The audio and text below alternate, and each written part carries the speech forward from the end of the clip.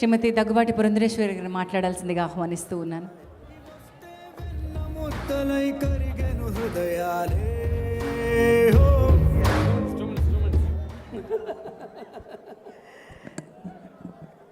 సభాయ నమః అంటూ సభాసదస్సుకు నమస్కరిస్తూ వేదిక మీద ఉన్నటువంటి విశిష్ట అతిథులందరికీ, వేదిక ముందున్నటువంటి నందమూరి ఆత్మ బంధువులకి ప్రతి ఒక్కరికి పేరు పేరున నా నమస్కారాలు నేను తెలియజేసుకుంటున్నాను.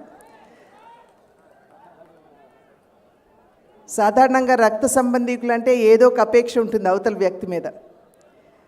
కానీ ఆత్మ బంధువులు ఎటువంటి అపేక్ష లేకుండా నిస్వార్థమైనటువంటి ప్రేమ అభిమానం కనబరుస్తారు. కాబట్టి మీరందరూ మాకంటే గొప్ప అని చెప్పి నేను భావిస్తాను.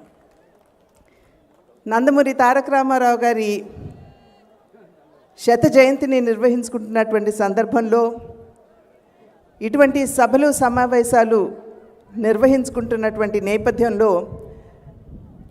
రామారావు గారిని యుగ పురుషుడని, శక పురుషుడని, తెలుగు పౌరుషాన్ని విశ్వవేదిక మీద ప్రజ్వలింపజేశారని, తెలుగు జాతికి గుర్తింపుని తీసుకొచ్చారని, ప్రాతస్మరణీయులని, చిరస్మరణీయులని, గొప్ప కథానాయకుడని, మహానాయకుడని పరిపరి విధాల మనం అందరం కూడా శ్లాఘించుకుంటూ ఉంటాం.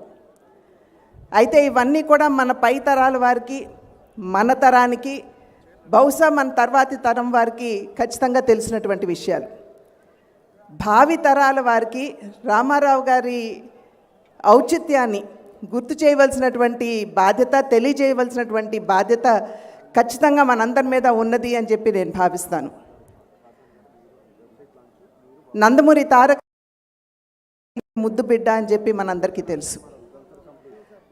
అనితర సాధ్యమైనటువంటి పాత్రలు పోషించడం మాత్రమే కాకుండా కథానాయకుడిగా, ప్రతి నాయకుడిగా సైతం తెలుగు ప్రేక్షకుల హృదయాల మీద చెరగని ముద్ర వేసినటువంటి కళామ తల్లి ముద్దు బిడ్డ.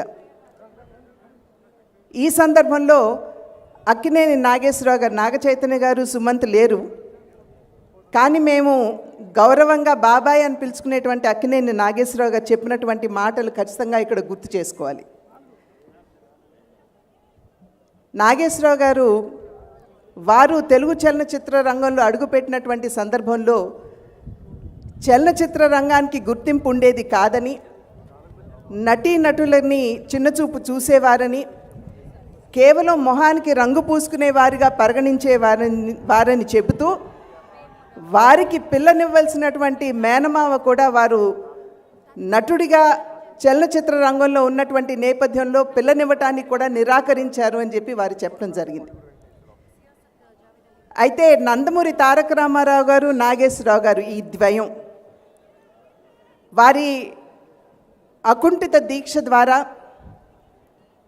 చలనచిత్రంపై వారికి ఉన్నటువంటి పూజ్యభావం ద్వారా, వారి క్రమశిక్షణ ద్వారా చలనచిత్ర రంగానికి గుర్తింపు తేవడం మాత్రమే కాకుండా నటులకు సైతం గౌరవాన్ని, గుర్తింపుని తీసుకొచ్చినటువంటి ఘనత వారికే దక్కుతుంది. కనుక ఈ తరం నటీనటులు మాత్రమే కాకుండా రాబోయే తరం నటీనటులు కూడా వారిని గుర్తిస్తూ పూజ్యభావంతో గుర్తించుకోవాల్సినటువంటి అవసరం ఉన్నది అని చెప్పి నేను గట్టిగా భావిస్తాను. ఆ తర్వాత నందమూరి తారక రామారావు గారు రాజకీయ ప్రవేశం.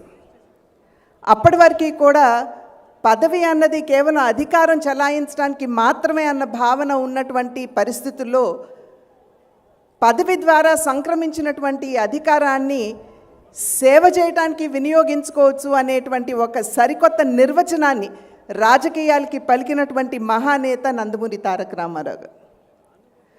ప్రజాహితే హితం రాజ్ఞః ప్రజానాంచ సుఖే సుఖం నాత్మ ప్రియం హితం రాజ్ఞః ప్రజానాంచ సుఖే సుఖం అని చెప్పి మన పెద్దలు చెప్పారు.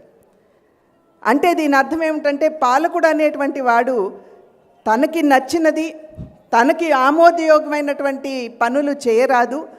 ప్రజలకి ఏదైతే మంచి చేకూరుస్తుందో, ప్రజలు ఏది ఆకాంక్షిస్తారో ఆ పనులు చేయాలి అని చెప్పి పెద్దలు ఏదైతే చెప్పారో నందమూరి తారక రామారావు గారు తూచా తప్పకుండా పాటించారని చెప్పి నేను గట్టిగా విశ్వసిస్తాను.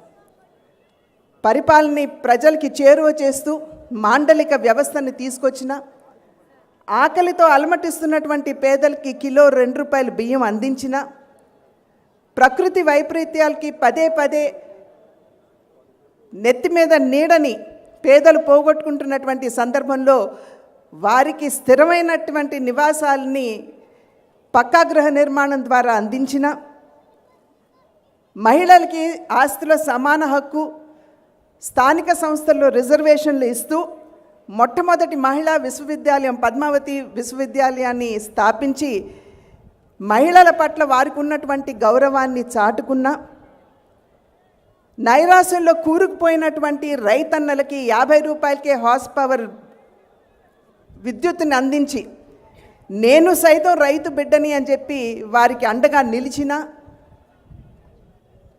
హంద్రీనీవా, గాలేరు నగరి, తెలుగు గంగ వంటి ప్రాజెక్టుల ద్వారా రాయలసీమ దాహార్తిని తీర్చిన, ఇవన్నీ కూడా రాజకీయాలకు వచ్చిన తర్వాత నిజంగా ప్రజాసేవ ఎలా ఉంటుందో చవిచూపినటువంటి వారు నందమూరి తారక రామారావు గారు. ఇవి మచ్చుకి కొన్ని మాత్రమే, సమయాభావం ఇంకా విపులంగా మనం మాట్లాడుకునేటువంటి సమయం లేదు, మాట్లాడవలసినటువంటి వారు చాలామంది ఉన్నారు. కనుక ఇవి మచ్చుకు మాత్రమే నేను మీకు గుర్తు చేస్తున్నటువంటి విషయాలు. అటువంటి నేపథ్యంలో నాకు ఇవాళ ఈ వేదిక మీద కూర్చున్నప్పుడు వచ్చినటువంటి భావన, అన్నా ఇంత చేసినటువంటి నిన్ను తిరిగి స్మరించుకోవడానికి మేము ఇటువంటి సభలు సమావేశాలు నిర్వహించుకోవాలా అని చెప్పి ప్రశ్న నాకు ఉత్పన్నమైంది. అయితే ఒక రకంగా చెప్పాలంటే ఖచ్చితంగా నిర్వహించుకోవాలి. ఎందుకంటే భావితరాల వారికి ఇందాక చెప్పినట్టుగా 100వ జయంతి మనం నిర్వహించుకున్నాం. 100 తరాలకి నందమూరి తారక రామారావు గారు ఏమిటో తెలియజేయడానికి మనం అనునిత్యం ఇటువంటి సభలు సమావేశాలు నిర్వహించుకోవాల్సినటువంటి ఆవశ్యకత ఉన్నది అని చెప్పి తెలియజేసుకుంటూ, మరి నా తండ్రికి మరి ఒక్కసారి శిరస్సు వంచి పాదాభివందనం చేస్తూ సెలవు తీసుకుంటున్నాను. జై హింద్.